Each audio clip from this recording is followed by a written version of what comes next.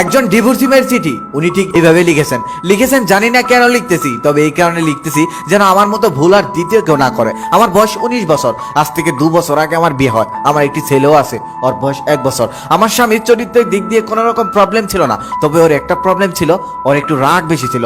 যদিও সে সবসময় রাগ করতো না, মাঝে মাঝে রাগ করতো। আমাদের সংসারটা 8-10টা ফ্যামিলির মতোই ছিল, খুব একটা খারাপও ছিল না। আমাদের মাঝে মাঝে টুকটাক ঝগড়া হতো, যেমনটা সংসারের মধ্যে হয়ে থাকে। তবে একটু প্রবলেম হলে আমি দৌড়ে চলে যেতাম আমার বাবার বাড়ি। সেখানে গিয়ে আমার বাবা মার কাছে অনেক কিছু বলতাম, শুধু আমার দিকটাই বলতাম, তার দিকটা কখনোই বলতাম না।